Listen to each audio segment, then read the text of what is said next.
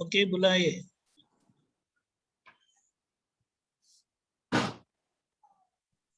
नमो वितरागाय, नमो वितरागाय, नमो अरिहंताणम, नमो अरिहंताणम, नमो सिद्धाणम, नमो सिद्धाणम, नमो आयरियाणम, नमो आयरियाणम, नमो वज्रायाणम, नमो वज्रायाणम, नमो लोए सव्व साहुणम, नमो लोए सव्व साहुणम, ऐसो पंचन मुक्कारो, ऐसो पंचन मुक्कारो, सव्व पावप्पणासनो, सव्व पावप्पणासनो, मंगलाणं च सवेसे, मंगलाणं च सव्वेसिं, पद्मं हवै मंगलम्। पडभं हवै मंगलम्। ओम नमो भगवते वासुदेवाय, ओम नमो भगवते वासुदेवाय, ओम नमः शिवाय, ओम नमः शिवाय। जय सच्चिदानंद, जय सच्चिदानंद, जय सच्चिदानंद। जय सच्चिदानंद। डॉक्टर कश्यप जी,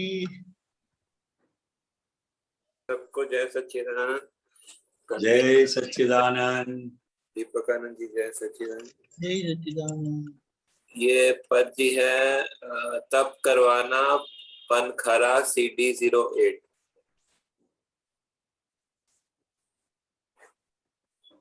हाँ बोलिए। हाँ, इसमें 4th पैराग्राफ में है, तको ना दो तपने भोगव, निर्जरा जो घर बैठा, આવ્યું નથી तो ना बुलावो, तप घनुए घर बैठा। आपको खबर पड़ती है कांति हाँ, जी? एक मिनट। हाँ हाँ हाँ वो सेकंड लाइन में थोड़ा समझना है। ये हाँ, मतलब આવ્યું નથી जो, तो ना बुलाओ, तब घनुए घनुए घर बैठा। हाँ तो जो तप सामने से आता है उसको हम धक्का दे के निकाल देते हैं, हाँ जी। और जो तप है नहीं उसको हम बुलाते हैं। हाँ हाँ, तो इसमें कहने का तात्पर्य क्या है कि जो तप आता है उसको ही हमें भुगतना है, जो तप है नहीं उसको बुलाने की जरूरत नहीं है। हाँ, ये तप घनुए घर बैठा, ये क्या मतलब, इसका मतलब? हाँ घनुए मतलब आजकल घर में रहना ही वही सबसे बड़ा तप है। मतलब बहुत घनुए मतलब बहुत सारा होता है ना, बहुत सारा घर। हाँ, बहुत सारा घर घर में बैठे आ जाता है, ऐसा बहुत सारा तप घर में ही है, तो उसको ही तपो। जो तप है नहीं उसको बाहर से बुलाओ नहीं, घर में ही बहुत तप है, ऐसा कहते हैं। जी जी सही है। हाँ जी। और उसके बाद जो है ये सेकंड पेज में जाइए, सेकंड पैरा, उसमें लिखा है उद्वेगकारी मांदगी में, उद्वेगकारी मंदगी माँ कष्ट कष्ट पीड़न घर बैठा, खुली कशाई स्वार्थ बुद्धि दुखे तपे घर बैठा। ये पहला लाइन तो समझ में आ रहा है कि जो उसमें जो बीमारी में उद्वेग होता है तो कष्ट पीड़ा होता है, घर बैठे होता है। तो हाँ जी, थोड़ा समझाइए, ये सही है? दूसरी लाइन समझाइए, खुली कशाई स्वार्थ बुद्धि दुखे तप घर बैठा। हाँ, खुली कसाई स्वार्थ बुद्धि दुखे तपवे गैर बैठा। खुली मतलब क्या? खुली मतलब खुली क्या? खुले मतलब ओपन ओपन। मतलब वो बुद्धि खुली है ऐसा? नहीं नहीं नहीं नहीं नहीं, हाँ खुली कसाई स्वार्थ बुद्धि। हाँ जो स्वार्थ बुद्धि है वो हाँ। इतनी ओपन है कि दूसरों को भी पता चल जाता है। अच्छा, तो वो उसमें हाँ कषाय भरा होता है, साथ में कषाय वाली बुद्धि होती है। हाँ, वो सामने वालों को भी पता चल जाता है, ऐसा कहते हैं। और उसके कारण दुख मतलब ताप लगता है, दुख लगता है, ऐसा ऐसा ऐसा कहना हाँ चाहिए। हाँ, दुखे तपवे घेर बैठा। अच्छा, हम्म, ये मेरे को ये बाकी क्लियर है इस पद में। बाकी एक मुझे क्वेश्चन पूछना था व्यवस्थित शक्ति पे, कि व्यवस्थित शक्ति जो है वो मतलब जो तीसरी आज्ञा है वो लिखा होता है व्यवस्थित शक्ति, जग जग नियंता व्यवस्थित शक्ति। अभी लेकिन बोलने में आता है व्यवस्थित शक्ति कर्ता जो है, तो कर्ता और नियंता में क्या अंतर है और कौन सा सही आज्ञा है? नहीं नहीं, नियंत एक ही बात है। नियंता का मतलब है कि अब डॉक्टर कश्यप जी का जो भी व्यवहार बाकी रहा है, अब वो व्यवस्थित शक्ति चलाएगी, उसको नियंता कर दे। नियंता नियंता व्यवस्थित शक्ति करता है बस। नियंता मतलब ये होता है ना कि वो बहुत सारे एविडेंस होते हैं, उसको मतलब इकट्ठा करती है, वो नियंता में आता है ना, जहां तक मुझे। नियंता, हाँ जगत नियंता व्यवस्थित शक्ति, हाँ। मतलब ये जगत को चलाने वाली, नियमन में रखने वाली अब व्यवस्थित शक्ति रही। मतलब जो पूर्व कर्म के बीज होते हैं और जो उसके अनुसार जो है वो मतलब व्यवस्थित शक्ति काम करती है, वो खुद स्वतंत्र रूप से तो काम नहीं करती है ना व्यवस्थित शक्ति। हाँ, व्यवस्थित क्या है? हम अवस्थाओं में अवस्थित हुए हैं, हाँ, वही व्यवस्थित आज हमारे सामने आता है। तो व्यवस्थित शक्ति स्वतंत्र तो नहीं है ना? ना ना, स्वतंत्र नहीं है, ठीक हाँ, बात है आप, तो बराबर है।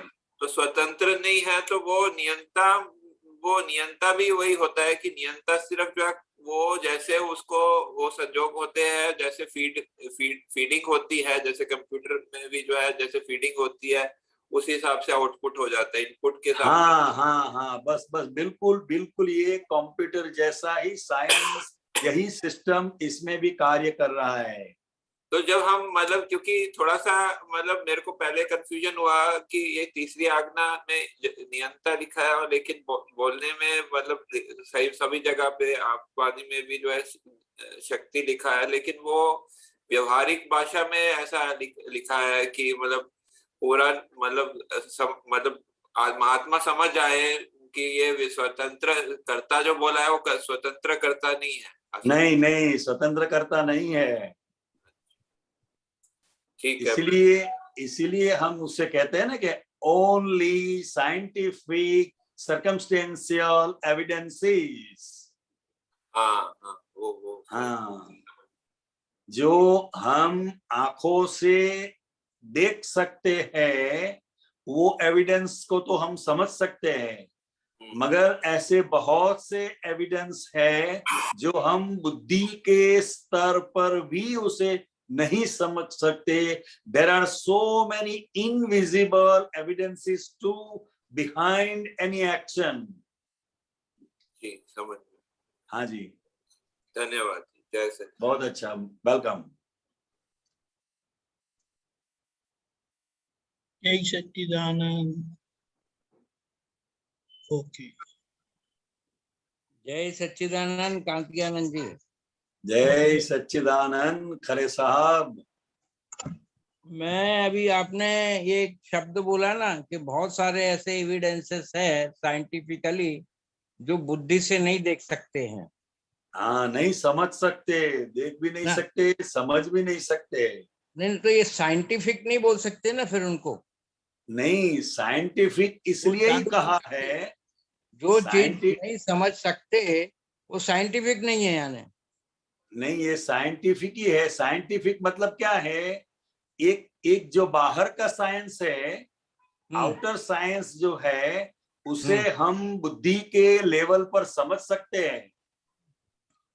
और नहीं देखो, ये जो है, एक ये जो इनर साइंस है, हम्म ये इनर साइंस है। ये इनर साइंस हम बुद्धि के लेवल पर उसको नहीं समझ सकते, मगर हमारे अनुभव से हम उसे महसूस कर सकते हैं कि इतने बहुत से एविडेंसेस जब इकट्ठे होते हैं तब एक कार्य होता है। नहीं, साइंटिफिक का हिंदी मतलब अपन देखते ना तो वैज्ञानिक होता है हाँ, साइंटिफिक। वैज्ञानिक होता है, हाँ, मगर और दो पुरावा, वैज्ञानिक है। नहीं पुरावा फिर बोलते हैं हम लोग, हाँ, एविडेंस। पुरावा भी बोलते हैं, हम्म मगर जो बाहर का साइंस है ना, आउटर हम्म साइंस, हम्म उसको हम बुद्धि के लेवल पर समझ सकते हैं, क्योंकि उसका जो भी रिसर्च हुआ है वो सब स्थूल है। स्थूल ज्ञानी पुरुष की दृष्टि से कितनी भी रिसर्च हुई हो, जिसे हम इन्वेंशन कहते हैं, वो आउटर साइंस है और वो बुद्धि के लेवल पर ही वो सब रिसर्च हुआ है। मगर इधर दादा भगवान ने जो बताया है, ओनली साइंटिफिक। साइंटिफिक का मतलब है इनर साइंस, जो हम ज्ञान दृष्टि से ही समझ सकते हैं, बुद्धि से हम इसको नहीं समझ सकते हैं। कहने का तात्पर्य इतना है। एविडेंसेस है, एविडेंसेस तो आउटर भी होते हैं, इनर भी एविडेंसेस होते हैं। नहीं, इनर एविडेंसेस तो हम साइंटिफिकली उसको जान सकते हैं। हाँ, जान सकते हैं, मगर यहाँ दादा भगवान क्या कहना चाहते हैं, जो बुद्धि से भी हम नहीं जान सके, ऐसे एविडेंसेस जब इकट्ठे होते हैं तब कोई कार्य बनता है, होता है। तो उसको साइंटिफिक नहीं कह सकते हैं। वो आपकी दृष्टि से बराबर है, दादा भगवान ने इसे साइंटिफिक कहा। अच्छा, हाँ, ये दो बातें हुई। एक साइंटिफिक ऐसा है जो हम बुद्धि से समझ सकते हैं, मगर दादाजी इतनी सूक्ष्मतम बात इसमें हमें बताना चाहते हैं कि जो बुद्धि से भी हम नहीं समझ सकते हैं, ऐसे एविडेंसेस भी जब इकट्ठे होते हैं तब कार्य होता है।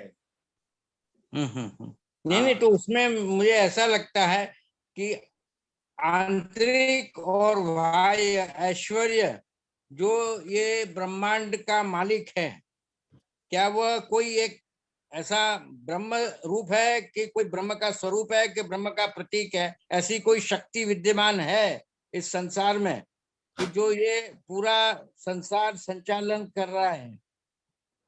तो यही तो बताया ना, व्यवस्थित शक्ति। हाँ, तो ये व्यवस्थित शक्ति कोई चला तो रहा है ना? नहीं। है, ये सब साइंटिफिक हो रहा है क्या? हाँ, इसलिए तो बताया ना, इसलिए कहा कि ये बुद्धि से समझ में आने वाली बात नहीं है, अनुभव से हमें पता चल सकता है। नहीं, अनुभव तो आता ही नहीं है साहब। अभी अनुभव तो नहीं, मुझे ऐसा महसूस होता है कभी कभी कि ये जो व्यवस्थित शक्ति सूक्ष्म से सूक्ष्म भी है, कुदरती रचना, वो हमने खुद ने बनाई है साहब। हमने अपनी कुदरती रचना खुद ने बनाई है साहब।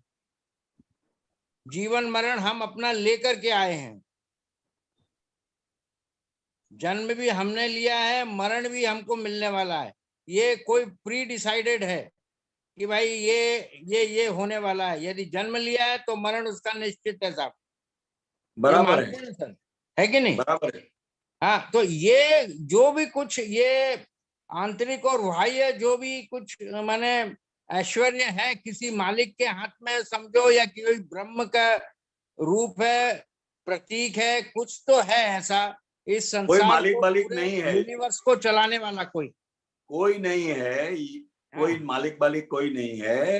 अगर इसको साइंटिफिक समझना है तो दादा भगवान ने अनुभव करके सब देखकर हमें ये बताया है कि ओनली साइंटिफिक सर्कमस्टेंशियल एविडेंसेस से यह सब हो रहा है।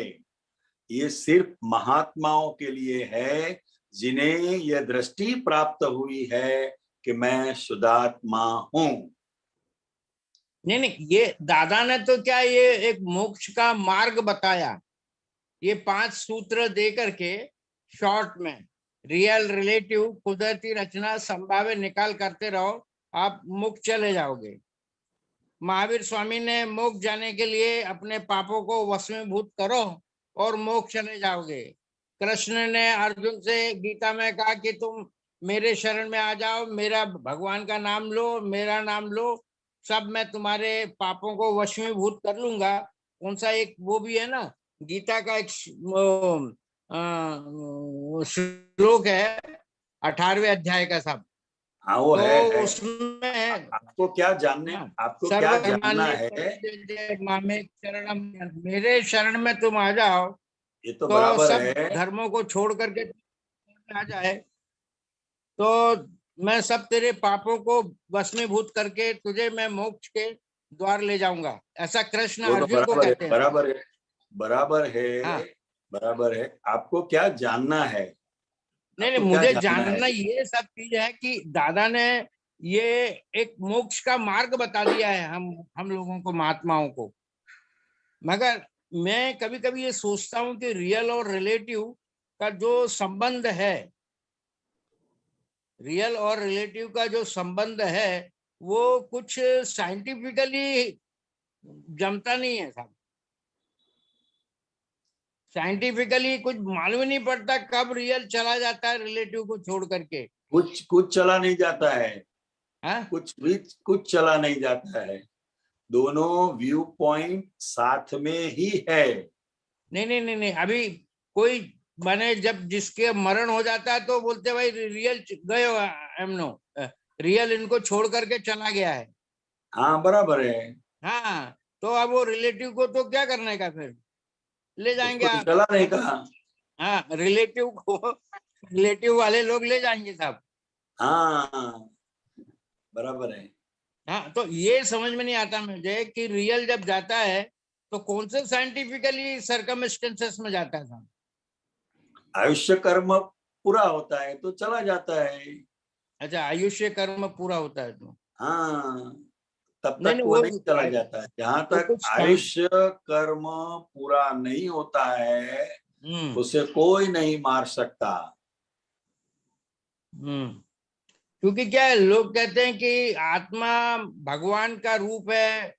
तो मैं कभी कभी सोचता हूँ कि ये ठंडी गर्मी भूख किसको लगती रहती है पूरे टाइम हमेशा। भगवान को तो लगती नहीं है। नहीं लगती है। हाँ, ये शरीर है ना, शरीर, ये हाँ, वो पुद्गल जो रिलेटिव को है, लगती रहती है। पुद्गल का स्वभाव असर होना, तो असर होगी। मगर तो, जो शुद्धात्मा है वो असर को जानता है कि ये किसको ठंडी लग रही है, किसको गर्मी लग रही है। हाँ, किसको भूख लग रही है। हाँ। नहीं, ये मुझे थोड़ा रियल का और रिलेटिव का है ना संबंध समझ में नहीं आता है। क्योंकि जब तक रियल रिलेटिव का कोई संबंध नहीं आता है, ये ब्रह्मांड के अंदर कोई ऐसी जरूर शक्ति विद्यमान है जो इधर उधर सेटिंग करती रहती है, पूरे संसार को, यूनिवर्स को संचालित कर रही है। हाँ, तो बताया हम ना बोलते व्यवस्थित जरूर है, शक्ति। शास्त्रों में बहुत जगह लिखा है कि पूर्णमदम पूर्णमिदे पूर्णात पूर्णस्य, सब जगह माने आप परिपूर्ण हो सब तरह से। तो सारा ब्रह्मांड भी पूर्ण है, मगर वो सब कोई शक्ति से एक मेघ से लगे हुए हैं सब। हाँ, कोई हाँ, ऐसी जरूर शक्ति विद्यमान है इस है संसार ना। में। हाँ, तो उसी को ही कहते हैं ना व्यवस्थित शक्ति। अरे व्यवस्थित शक्ति है साहब, मगर वो साइंटिफिकली फिर नहीं आती साहब। वो साइंटिफिकली सर्कमस्टेंसेस एविडेंस फिर एविडेंस नहीं आता है साहब, क्योंकि वो एविडेंस हमको समझता नहीं है। पुरावा हाँ? कहाँ है हमारे पास में? पुरावा ही नहीं है। जैसे कोई आदमी ने आपको फोन किया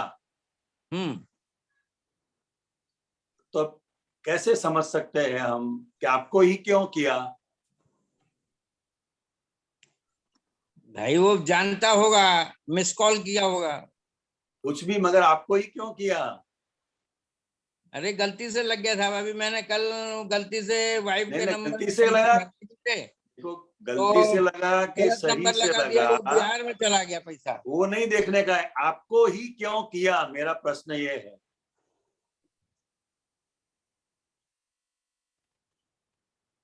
अब इसको बुद्धि से नहीं समझ सकते हम। आपको फोन आया, वो फैक्ट है, बस। आप अब वो इंसान को जानते हैं नहीं जानते हैं दूसरी बात है। मेरा प्रश्न क्या है, आपको ही क्यों फोन किया? मतलब there are so many evidences behind this. एक फोन आता है, इसके पीछे भी बहुत से कारण है, तभी यह कार्य होता है। नहीं, ये तो सर वो तो सॉरी बोल देगा साहब। नहीं, सॉरी बोलने का सवाल नहीं है। मेरा प्रश्न क्या है, आपको ही क्यों किया? देखो वो पुलिस चौकी में करेगा तो पुलिस पहुंच जाएगी, 2 डंडे लगा देगी उसको, जाकर के भूल जाएगा जिंदगी भर तक कि भैया कोई भूल से भी ना कहीं गलत फोन नहीं करने का। ये मेरा प्रश्न का जवाब नहीं है। है? नहीं, ये तो क्या साहब लापरवाही होती है।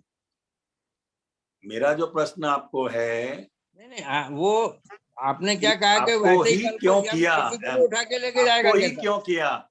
नहीं, गलत हो, रॉन्ग नंबर हो या राइट नंबर हो, इससे हमें कोई लेना देना नहीं है। अंतियानंद जी, वो हाँ। भी सोए हुए थे ना, तभी किया। नींद में से जगाया हाँ।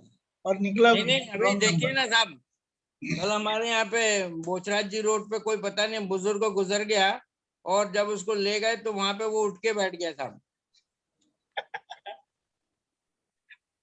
वापस आ गया घर पे। तो उससे पूछना पड़ेगा यमराज को, भैया तू काय को ले गया इसको, और ये तो उठ करके आ गया है सब लकड़ी पर से। यमराज कोई है ही नहीं। नहीं, तो वो साइंटिफिकली ऐसा ही कोई फोन आया होगा उसको भी। नियमराज है, नियमराज। नहीं साहब, अभी देखो अपन लोग हिंदू धर्म में हैं, तो हिंदू धर्म में क्या है कि पूरा ना तो ढंग से हमने हिंदू धर्म समझा ना जाना, और अपन लोग ने एकदम शॉर्टकट दादा का ले भी लिया और मानते भी हैं रियल रिलेटिव। मगर ये रियल रिलेटिव का कभी कभी मुझे ना समझ में नहीं आता कि कब चले जाएगा रिलेटिव को छोड़ करके रियल, और फिर हाँ, रिलेटिव को रिलेट दूसरा एक रिलेटिव कब ले जाएंगे? सिंपल सी बात है। रिलेटिव जो है वो टेम्पररी है, रियल वो परमानेंट है। बस। रिलेटिव का मतलब क्या है, वो एक दूसरे पर आधारित है। एक आधार खिसका कि सब रिलेटिव टूट हो जाता है, ऐसा है। और रियल जो है वो परमानेंट है। अभी हमारे क्या है कि बीच में एक हमारे शास्त्र में पढ़ रहे थे, तो उसमें लिखा था कि अभी कृष्ण का गीता का मैंने पाठ पढ़ता है ना, 18वें अध्याय का कुछ 78 श्लोक है, ये 67 श्लोक था कि तू मेरी शरण में आजा, सिर्फ मेरे ही नाम ले, माने श्री कृष्ण माने भज मेरे को, मुझे ही भज, तो तू मोक्ष में चला जाएगा। अब मैं समझ में लाया कि मैं बोले कि भाई हरे कृष्णा हरे गोविंद यही बोलते रहूंगा तो भी मैं मोक्ष में चला जाऊंगा। नहीं, कुछ नहीं हो सकता है। हाँ? उसे मालूम ही नहीं कृष्ण कौन है, वही मालूम नहीं है। अच्छा। उनका कहने का तात्पर्य क्या है, आत्मज्ञानी पुरुष की शरण में जाइए। अब कृष्ण को कहाँ ढूंढेंगे हम? हाँ, कहने का तात्पर्य क्या है, गीता में लिखा है ज्ञानी पुरुष ज्ञानाग्नि से सभी कर्मों को भस्मीभूत कर देते हैं। अभी आपने बताया। चलो, जय सच्चिदानंद साहब। जय सच्चिदानंद, जय सच्चिदानंद। हर बार आके वो गन्ने को स्क्वीज करते, कभी रस निकलेगा। हाँ, आप आते रहिए। हाँ, बराबर है। सुरेश जी, हम्म कभी तो रस निकलेगा ही गन्ने में से। जय सच्चिदानंद। जय जय सच्चिदानंद। सच्चिदानंद। हनुमान। जय सच्चिदानंद कांति आनंद जी, दीपक आनंद जी, महात्माओं, जय सच्चिदानंद। जय सच्चिदानंद। जय सच्चिदानंद। कांति आनंद जी, स्वामी जी, इतना सतर्क रहने के बाद भी शब्द न चाहते हुए भी निकल जाते हैं मुंह से, तो क्या ये भी साइंटिफिक एविडेंस है? हाँ, तो ये कैसे, इसको कैसे रोक लगाए? पता है जो इनके रोकने का नहीं consequences- है, रोकने का है नहीं। अगर रोकने का होता तो हमने कब का रोक दिया होता। हाँ, हो जाता है। मतलब इतना सतर्क कि अभी निकल रहा है, ये भी पता है, बुद्धि में चल रहा है, जबान तक आ हाँ, गया है, हाँ, निकलता है, लेकिन सामने वाला नहीं समझता है, फिर तो तर्क वितर्क हो जाता है। इसको कोई कैसे बात नहीं। संभालें? तर्क वितर्क कितना भी हो जाए, जी। उससे हमें घबराने की जरूरत नहीं है। हम्म, हमें एज इट इज इस विज्ञान को समझना है। यह सबसे बड़ी बात है। क्योंकि वाणी तो क्या है, सबको कोई ना कोई ऐसी आदत हो ही है, सबके अंदर वीकनेस, वो वाणी तो निकल ही जाती है। हम नहीं चाहते हैं तो भी हो जाता है। इसलिए तो इसे टैप रिकॉर्डर कहा। तो ये क्या सामने वाले का जवाब है? मैं ऐसे समझू इसको, भाई इसका सामने वाले का जवाब है क्या? ये सामने वाले का जवाब है, मतलब जो भी है निकलता है वो सामने वाले को जवाब है, मतलब? नहीं, सामने वाले को जवाब नहीं है, हमें जो सुनना पड़ता है वो हमारा जवाब है। हाँ, हमें तो सुनना पड़ता है। हाँ, वो हमारा जवाब है। मर गए। अच्छा, अभिप्राय और पूर्व ग्रह में क्या मतलब ये है उसके पूर्वग्रह जो consequences? है वो बिगिनिंग हाँ, है। ओके। और अभिप्राय जो हुआ वो इतना दृढ़ हो गया अब। हाँ, तो ये क्या बाधाएं लाती है हमारे आध्यात्मिक मार्ग में, जो वो नेगेटिव पॉइंट है? हाँ, नहीं, वो जो दूसरी आज्ञा है कि जीव मात्र के अंदर शुद्धात्मा है, वो शुद्धात्मा के दर्शन करने के लिए अभिप्राय एक बहुत बड़ी बाधा बन जाता है। क्योंकि हम कोई भी व्यक्ति को जब देखते हैं तो अभिप्राय से ही देखते हैं। बराबर। हाँ, अब ये आया, अब ये चाय पिए के बगैर जाएगा नहीं। अब ये पड़ोस वाली बहन जी आई, अब ये घंटे भर बैठी रहेगी, ये घंटे भर तक जाएगी नहीं। इस अभिप्राय से ही हम देखते हैं। वो शुद्धात्मा के दर्शन नहीं होते हैं। तो सबसे बड़ा हमारा जो बोझा है, समझे, वो अभिप्राय का है। तो ये भी साइंटिफिक सर्कमस्टेंसेस एविडेंस में ही आता है, बिकॉज बहुत ट्राई करते हैं, बहुत दादा भगवान को प्रार्थना करते हैं, मेरे को इस चीज से उठाओ, इस चीज खत्म करो, बिकॉज कब तक ये चलता रहेगा, कब नहीं, उसका मेथड जानना है ना। आपने दादा भगवान से प्रार्थना की, वो बहुत अच्छी बात है, मगर इसका मेथड समझना पड़ेगा।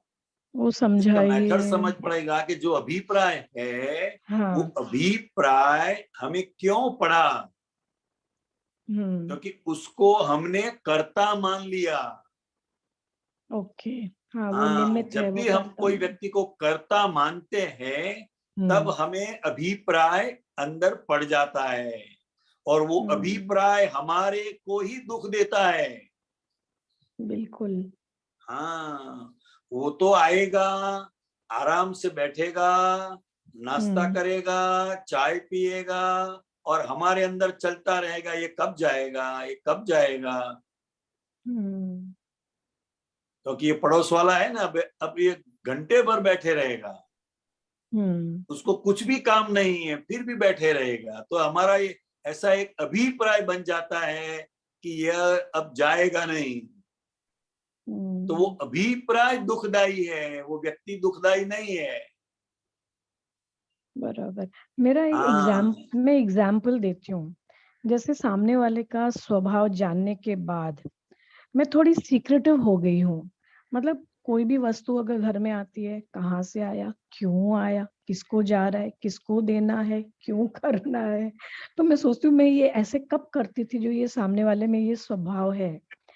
बिकॉज सब प्रतिबिंदु है अपने, तो फिर मेरे को छुपाना पड़ता है, वो गलत है। मेरे को मतलब उससे बहुत घुटन होती है कि मेरे को छुपा छुपा के करना पड़ता है सब चीजें, और ये वस्तु मुझे नहीं अच्छा लगता है। मतलब वो सामने वाला नहीं, जैसे छिपाने की प्रश्न, जरूरत नहीं है। तो जैसे सामने वाला अगर प्रश्न नहीं पूछे ना, तो उसको कैसे रोक लगाए ना, खुला करते तो इतने नहीं, प्रश्न होते हैं। उसको रोक लगाने की जरूरत नहीं है। हमारा व्यवहार ही ऐसा ट्रांसपेरेंट हो कि बस उसे यही पूछना ही ना चाहते हैं, पड़े, वो उसे ही मैं पूछना चाहती थी, ही ना इतनी पड़े। ट्रांसपेरेंसी हो जाए कि और क्यों छुपाए, क्या छुपाना है क्या। और हम्म उनको भी समझाना है कि हम्म आप हर बात में पूछा मत करो, ताकि हमें झूठ बोलना पड़े। वो कई बार बोल चुके हैं कि मत इतना पूछा करो, आप मौन करो ना, आप अपना भगवान में रहिए ना, आपकी एज हाँ मतलब वो भी हाँ। नहीं बोल सकते हैं, बहुत हम ज्यादा कोई भी नहीं बोल हम सकते। कोई भी चीज ऐसे रास्ते पे नहीं डाल देंगे कहीं। ये तो जब तक अपना ऋणाणु बंद है तब तक तो ये चलते ही रहेगा, मेरे को हाँ, लगता है। मगर अपने को बोल देने का भाई ये हो रहा है बस, ताकि उसको उसको तसल्ली हो जाए, उसको पूछने की नौबत ना आए। हाँ, मेरे को यही कल आया कि इतने ट्रांसपेरेंट हाँ होना बस। चाहते हैं, इतने ट्रांसपेरेंट कि सामने सब क्लीन रहे, व्यवहार इतना मतलब चोखा हो जाए ना। ये क्या छुपा छुपी जैसे खेलते हैं, हाइड एंड सीक ऐसे चल रहा है घर के अंदर ही, हाँ, ठीक है। बहुत बहुत धन्यवाद। जय जय सच्चिदानंद। सच्चिदानंद। जय सच्चिदानंद। जय सच्चिदानंद। अरे एक मिनट। गीता बहन अलवर, सॉरी, वापस अनम्यूट करेगा।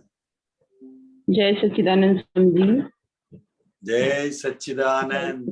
जय सच्चिदानंद। जय सच्चिदानंद। स्वामी जी, दादाजी शीलवान की बात करते हैं। क्या? शीलवान की बात करते हैं दादाजी। हाँ, सिलवान की बात करते हैं। हाँ, लेकिन स्वामी जी अभी जो पिछले भाव में जैसे हम भाव भर के लेके आए हैं, उसी के अकॉर्डिंग प्रकृति निकलती है। तो दादाजी भी कहते हैं कि इस दुष्म काल में, कलयुग में शीलवान होना बहुत बड़ी उपलब्धि है, बहुत बड़ी बात है। तो हाँ हाँ, शीलवान अब हमारे भाव में, क्रिया में शीलवान होना और भाव में शीलवान होने में कैसे फर्क है? बहुत फर्क है। हाँ बताइए। हाँ, बहुत फर्क है। ये सब कारण सिलवान है, समझे आप? हाँ, कारण शीलवान। हाँ। कारण सिलवान, सिलवान के कॉजिस के सेवन कर रहे हैं, इफेक्ट में ऐसा हो भी सही न भी हो। हाँ। हाँ, तो ये दोनों बात हमें समझना है। ये तो बहुत बड़ा एक प्रताप है सिलवान, वो एक बहुत बड़ा प्रताप है।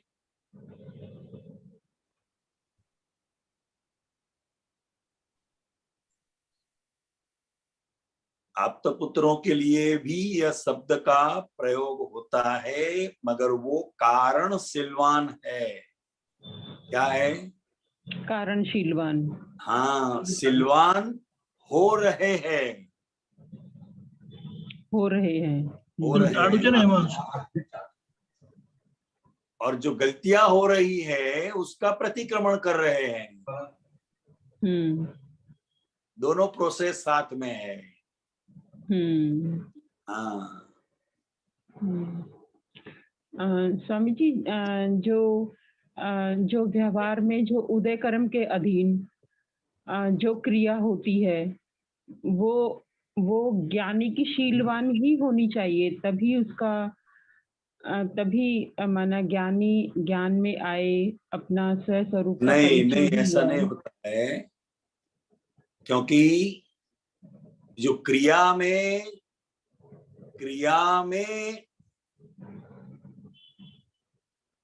सिलवान नहीं भी हो सकता है, ऐसा भी होता है, मगर हाँ। उनका भीतर से निश्चय किस और है वो बात अगत्य की है। हाँ। हाँ, तो इस विज्ञान को इस तरह से समझना है, क्योंकि जो अज्ञानतावश जो कॉजेस पड़ गए, अब इसका इफेक्ट आना ही है।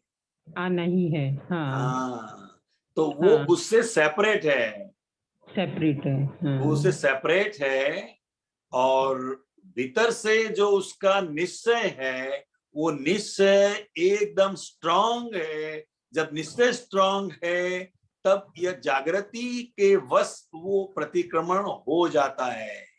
मतलब जो हाँ। क्रिया हो गई उस पक्ष में वो नहीं है। हाँ। हाँ, तो ये साइंस सिर्फ इतना हमें समझाना चाहते हैं। हाँ, कि हमें दृष्टि के लेवल से ही ऊपर उठना है, दृष्टि और हाँ निश्चय के लेवल हाँ, से।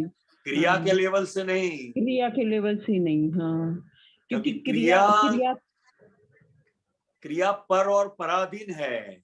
हाँ। क्रिया पर और पराधीन है। हमें क्या दृष्टि रखना है कि मैं शुद्धात्मा हूँ, और ये गीता बहन का जो भी व्यवहार है वो अब संभाव से निपटारा हो रहा है, चाहे हमें पसंद हो या ना पसंद हो, उससे कुछ लेना देना नहीं है। उसको निपटारा करना ही पड़ता है, अगर मुक्त होना है तो। हाँ। हाँ, हाँ, मुक्त होना है तो निपटारा हो ही जाएगा। हाँ, हो ही जाएगा, बराबर है, हो ही बराबर जाएगा। है। हाँ। स्वामी जी, जो हमारी स्वतंत्रता की हम बात कर रहे हैं, पूरा देश आज स्वतंत्रता दिवस मना रहा है, पर मुझे अंदर ऐसा लग रहा था कि स्वतंत्र तो देश तो स्वतंत्र हो गया विचारों से, मन से, लेकिन हम जो वास्तविक स्वतंत्रता है वो तो आत्मा को स्वतंत्रता, फ्रीडम, उसकी फ्रीडम का क्या? हाँ, वो है भीतर की जो स्वतंत्रता है, संयोग में संयोग रूप न हो जाए, और ज्ञाता दृष्टा वो हमारी पूरी स्वतंत्रता है। उसमें कोई भी बाधा नहीं डाल सकता, कोई भी संयोग जो है वो भी बाधा नहीं डाल सकता। इतनी स्वतंत्रता हमारे भीतर पड़ी हुई है। हाँ। हाँ, आत्मा तो स्वतंत्र है ही, और वो स्वतंत्रता ही चाहती है। हाँ, स्वतंत्रता उसका सिद्ध अधिकार है।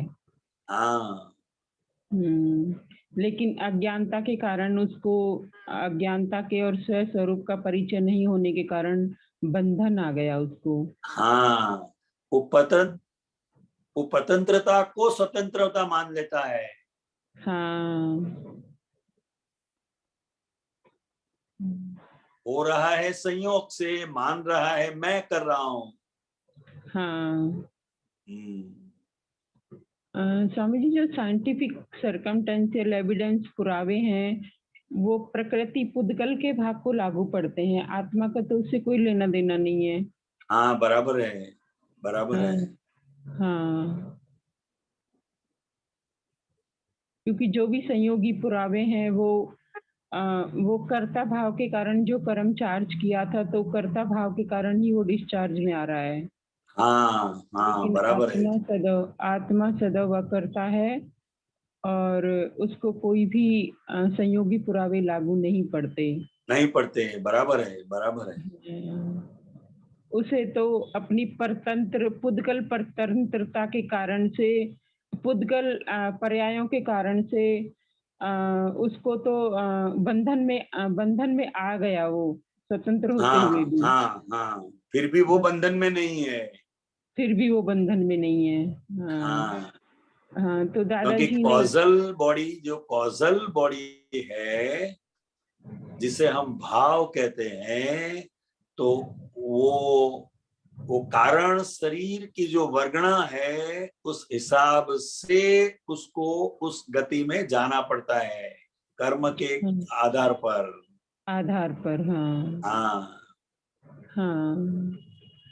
हाँ। तो दादाजी ने इसको व्यवस्थित शक्ति को खोल के कितना सहज सरल बता दिया, मुक्ति का मार्ग। एकदम सरल बता दिया। हाँ, कि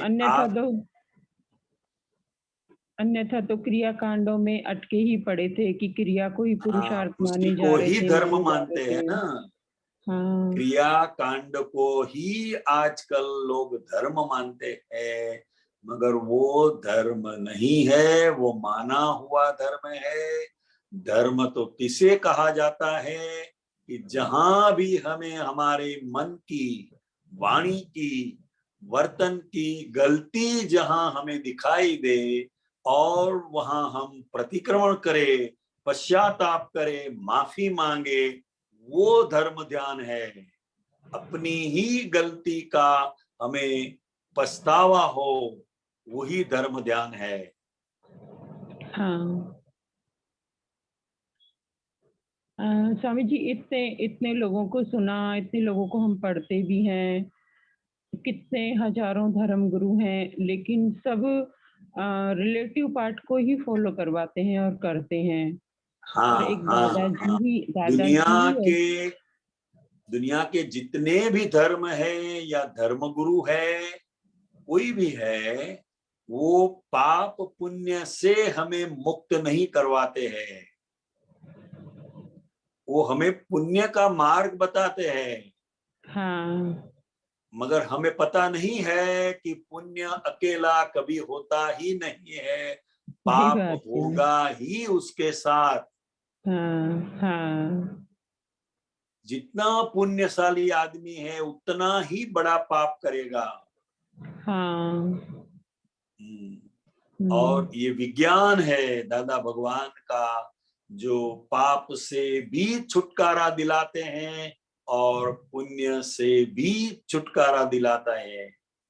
हाँ।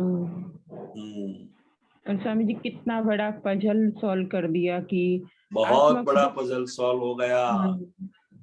आत्मा को तो कुछ लागू ही नहीं पड़ता ना, इतनी सारी कुछ सब नहीं लागू पड़ता है। आत्मा को वो कुछ तो लागू सदा नहीं पड़ता। शुद्ध है, मुक्त है। हाँ हाँ, पूरे ब्रह्मांड को प्रकाशित करने की शक्ति रखता है, इतना अनंत शक्ति वाला है। हाँ हाँ हाँ, बराबर है। हाँ। और अभी बुद्धि वाले पार्ट में सारा रिलेटिव पार्ट में बुद्धि अटकी हुई है, ऐसे वैसे। जैसे अभी सत्संग में पहले भी महात्मा बात कर रहे थे, तो वो सारा रिलेटिव पार्ट के प्रश्न करते हैं तो वहाँ सॉल्व नहीं होते हैं, क्योंकि रियल पार्ट को उससे कुछ लेना देना ही तो नहीं है ना। और यही तो मेन दादाजी ने पकड़ाया था, दादाजी ने पकड़ाया ही यही है। इसीलिए तो दादाजी ने कॉन्फिडेंस से कह दिया कि तुम 15 भाव में मोक्ष चले जाओगे। डिस्चार्ज वाला पार्ट डिस्चार्ज होता ही रहेगा, कब तक भी डिस्चार्ज होता रहेगा, लेकिन तुम अब अपने स्वपद से नहीं हटेंगे। हाँ, क्योंकि प्रज्ञा तुम्हारा पीछा नहीं छोड़ेगी। एग्जैक्टली प्रज्ञा शक्ति वही तो लाइन ऑफ डिमार्केशन है।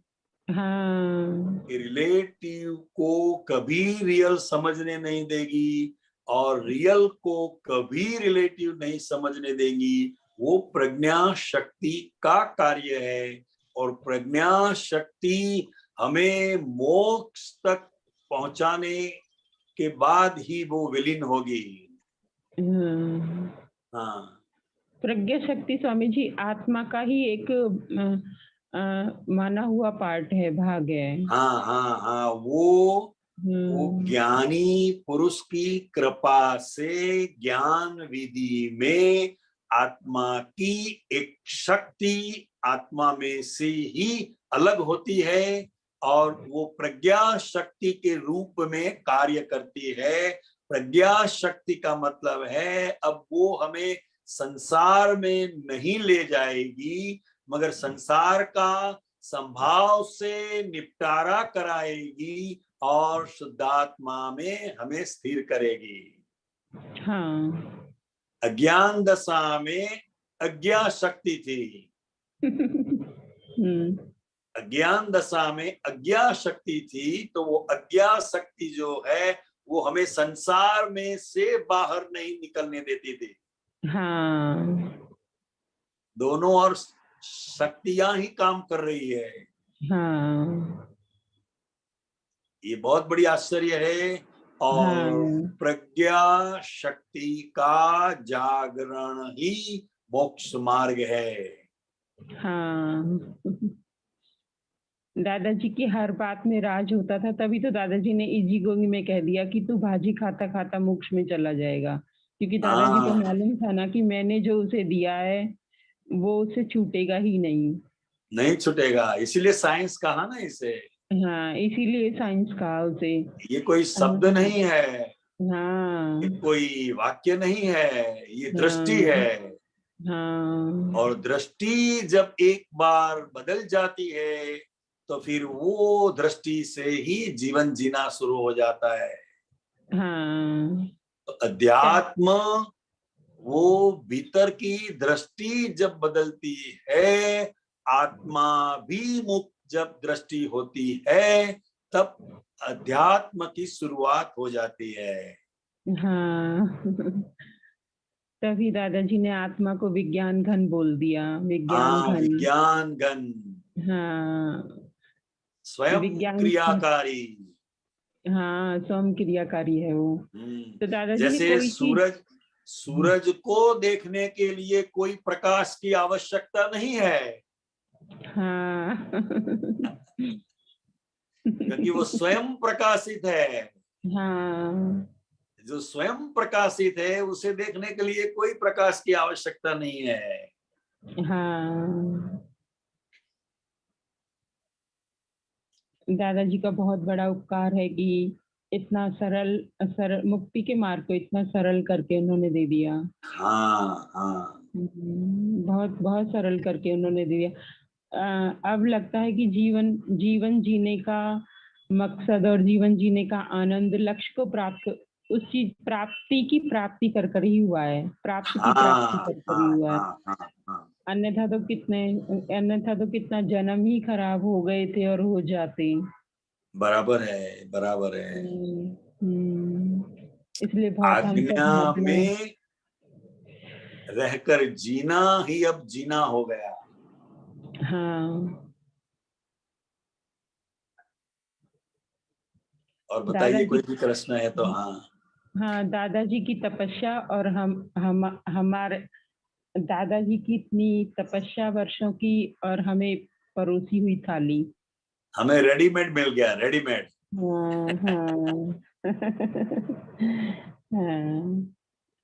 इसलिए दादा भगवान ने बताया ना कि ये महात्मा लोग जो है वो कितने पुण्यशाली है कि उनकी पुण्य से ये अक्रम विज्ञान का प्रागट्य हुआ।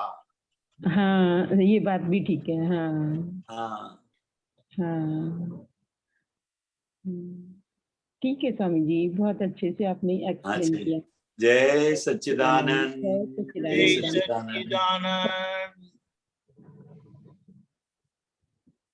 बोलिएगा प्रश्न।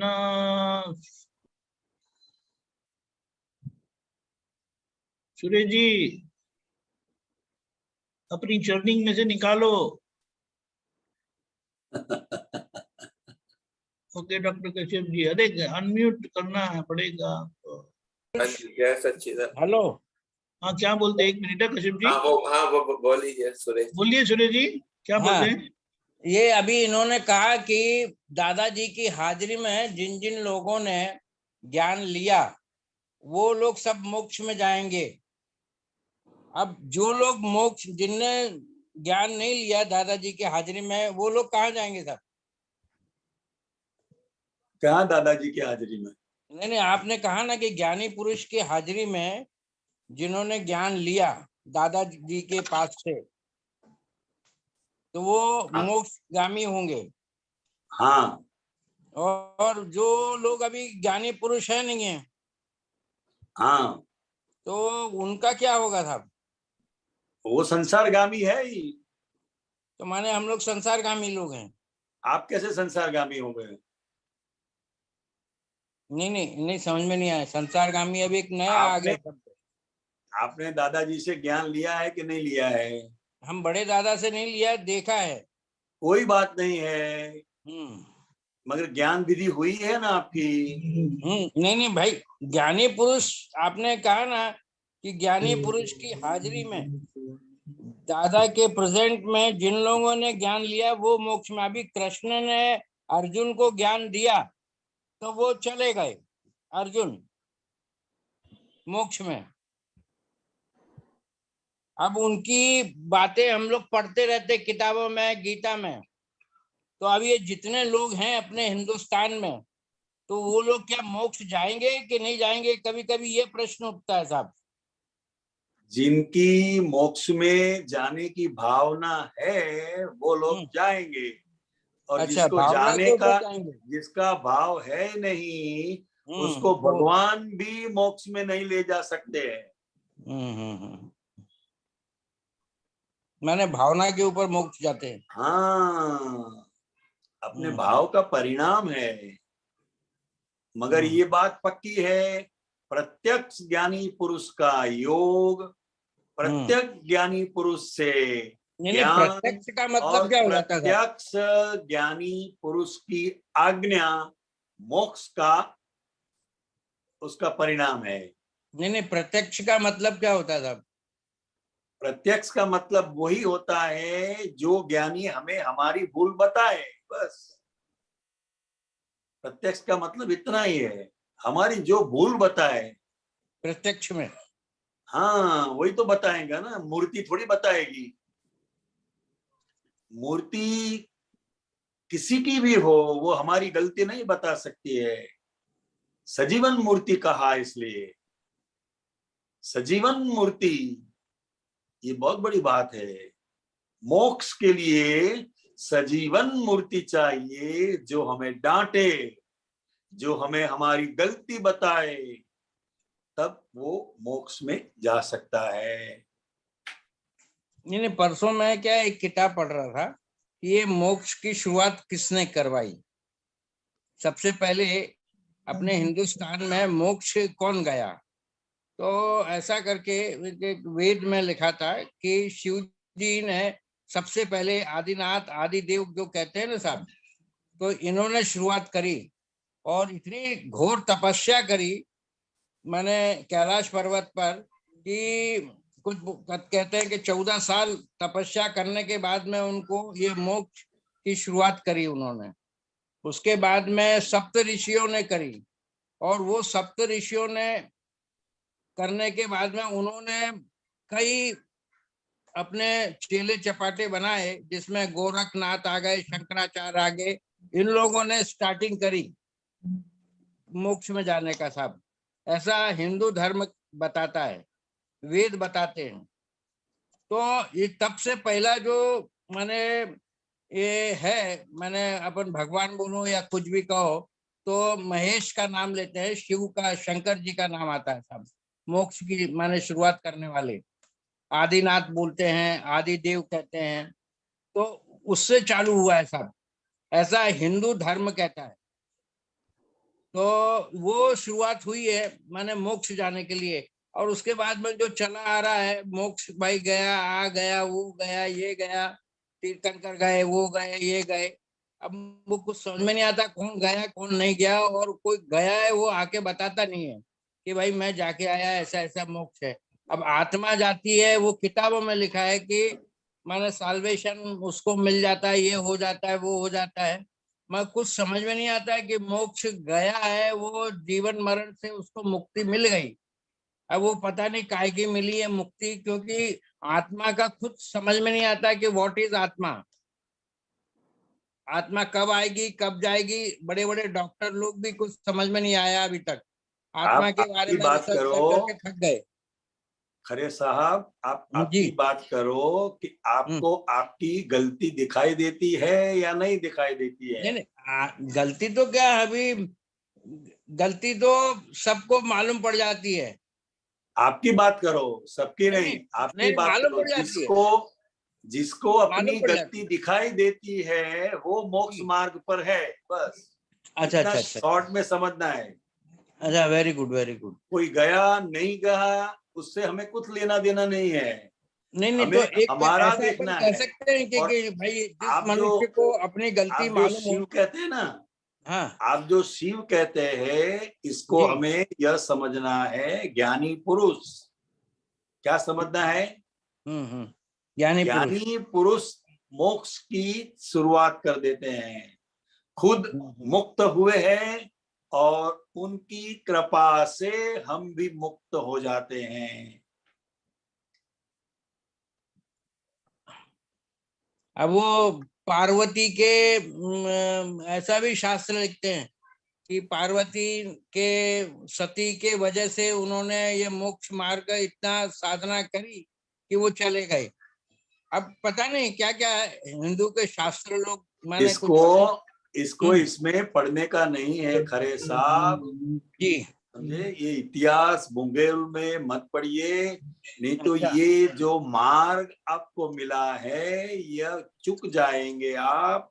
इस आज्ञा को समझिए, इस विज्ञान को समझिए। इतिहास भूगोल में नहीं जाना है, जो भी शास्त्र में लिखा है वो सही है, मगर हम जिस दृष्टि से समझते हैं वो गलत है। इसलिए दादा भगवान ने बताया है 5 आज्ञा में रहना, वो ही हमारे लिए धर्म है, वो ही हमारे लिए तप है। बस कितना शॉर्ट में समझ जाने का है। नहीं नहीं, अभी 5 आज्ञा में तो साहब है ना, देखो ये एक शब्द है 5 आज्ञा, उसमें है ना ये कुदरती रचना एक शब्द आ जाता है सब। कुदरती रचना है ना, स्टार्ट टू एंड, जब ज्ञान जिसने लिया उसको चालू हो जाती है कुदरती रचना। हाँ, जिसने ज्ञान लिया उसको चालू हो जाता है, फॉलो करना पड़ता है कुदरती रचना के लिए। अब वो कुदरती रचना देखते देखते वो मोक्ष जाएगा कहाँ जाएगा पता नहीं। मगर ये जो हिंदू लोगों के जो है ना, अब वो कोई बोलते हैं ना हृदय चक्र है, कोई बोलता है आज्ञा चक्र है, ये सब चक्रों को अंदर से वो माने वो अपने को खुद माने महसूस करे, स्वामर्थ बने, उतना उसके ऊपर कंट्रोल कर ले, तो वो भी एकाग्रता में लीन हो सकता है सब। ऐसा हाँ हिंदू वो है लोगों ना, का वो कहना है। वो क्रमिक मार्ग है। अब हम्म, हमारे लिए इसकी कोई आवश्यकता नहीं है। बिल्कुल बिल्कुल बिल्कुल। हाँ जी। चलो साहब, ये तो बहुत माने बड़ा साइंस है साहब। हाँ जी, हाँ जी। जय सच्चिदानंद, जय जय सच्चिदानंद। सच्चिदानंद डॉक्टर कश्यप जी। जय सच्चिदानंद। दीपकानंद जी, वो व्हाट्सएप में आपको कल 2 भेजे थे, आप देख सकते हैं तो मैं दोबारा भेजूं? भेजा है तो मिल जाएगा। हाँ जी, 2 पोस्टर है, वो रेड में है। बाह्य बुद्धि वस्तु डिजाइन बनावा मा काम लागे, पण वाइफ जोड़े निवेड़ो लावा काम ना लागे। आंतरिक बुद्धि, ये आंतरिक बुद्धि बाह्य बुद्धि क्या, मैंने पहली बार सुना, थोड़ा समझाइए।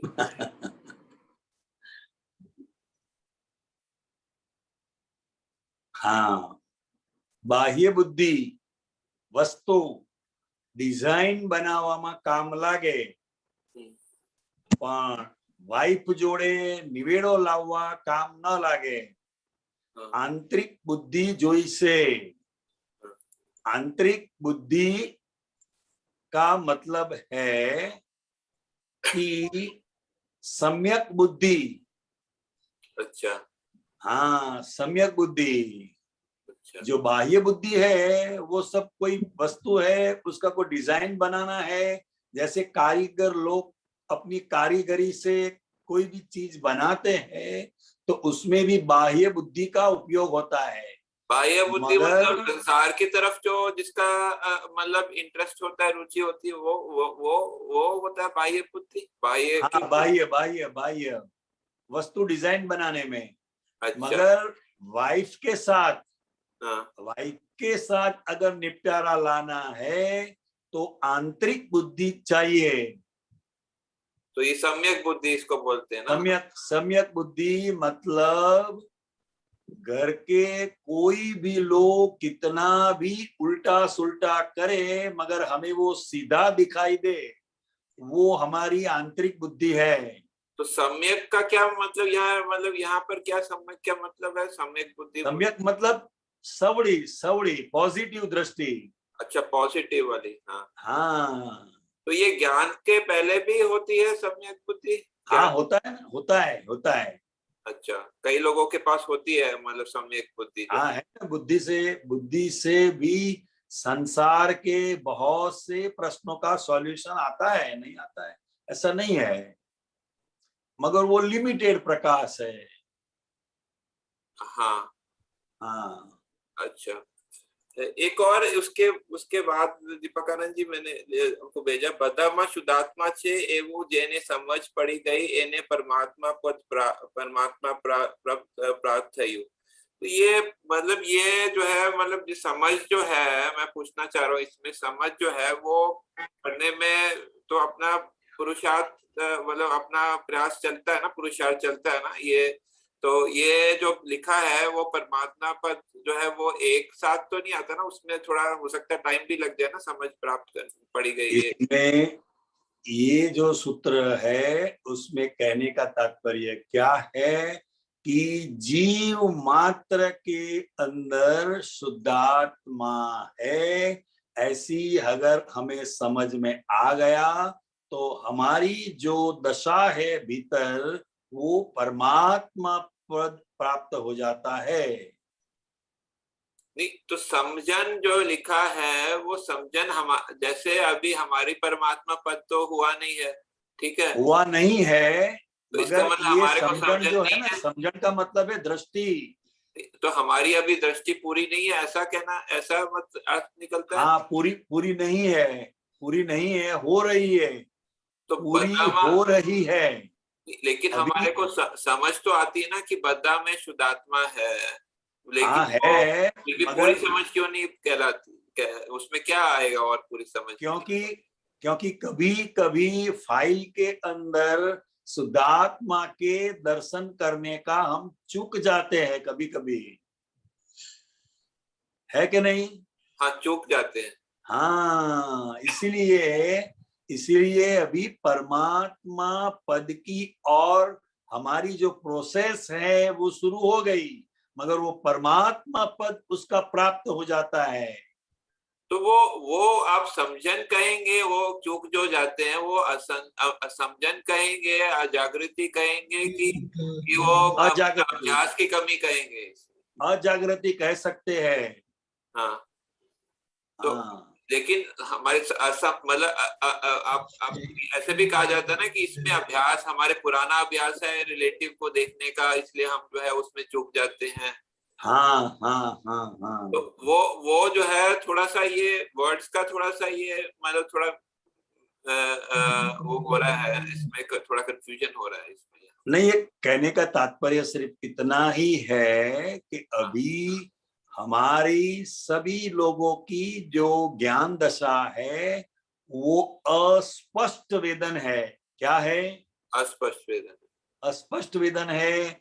इसलिए कभी शुद्धात्मा के दर्शन हो जाते हैं, कभी कभी ऐसी फाइल सामने आती है तो शुद्धात्मा का दर्शन करने का हम चूक भी जाते हैं, इसीलिए हम शब्द से समझ गए, शब्द से समझ गए कि सब जीव मात्र के अंदर शुद्ध आत्मा है, मगर अब वो इतना वर्तन में नहीं आया है अस्पष्ट वेदन की वजह से। जब स्पष्ट वेदन हो जाएगा, स्पष्ट वेदन का मतलब है जब परमात्मा पद की सही में प्राप्ति हो जाएगी, तब कोई भी जीव के अंदर शुद्धात्मा के दर्शन करने का हम चुकेंगे नहीं। तो उसके लिए हम वही कर सकते हैं ना, सत्साधन और सत्संग जो है उसके लिए। हाँ, सत्साधन, और सबसे बड़ी बात है आज्ञा, 5 आज्ञा जो है, 5 आज्ञा। हाँ, ठीक है जी, धन्यवाद जी। जय सच्चिदानंद। जय सच्चिदानंद। जय सच्चिदानंद। हमारा समय हो चुका है, लेकिन गीता बहन क्विकली। आपका टाइम हो गया। स्वामी जी, दादाजी ने श्रद्धा और दर्शन की बात कही और अनुभव और वर्तन, टाइम हो गया, फिर कभी ले लेंगे। जरूर जरूर फिर ले लेंगे। श्रद्धा और क्या बताया? दर्शन। श्रद्धा और दर्शन, अनुभव और वर्तन। ओके, हाँ, फिर लेंगे, फिर ठीक ले है। लेंगे। हाँ, टाइम हो गया। जय सच्चिदानंद। क्योंकि इसमें ज्यादा टाइम लगेगा। कांतियानंद जी, आप त्रिमंत्र बुलाएं, गीता बहन फॉलो करेगा। नमो वीतरागाय, नमो वीतरागाय, नमो अरिहंताणम, नमो अरिहंताणम, नमो सिद्धाणम, नमो सिद्धाणम, नमो आयरियाणम, नमो आयरियाणम, नमो वज्रायाणम, नमो उवच्छायाणम, नमो लोय सव साहुणम, नमो लोये सवे साहुणम, ऐसो पंचन मुक्कारो, ऐसो पंचन मुक्कारो, सव पावपणासुनो, सवे पावे पणासणो, मंगलाणं च सवेसीं, मंगलाणं च सव्वेसीं, परमं हवै मंगलम्। परमं हवै मंगलम्। ओम नमो भगवते वासुदेवाय। ओम नमो भगवते वासुदेवाय। ओम नमः शिवाय। ओम नमः शिवाय। जय सच्चिदानंद। जय सच्चिदानंद, जय सच्चिदानंद। सब महात्माओं को जय सच्चिदानंद। जय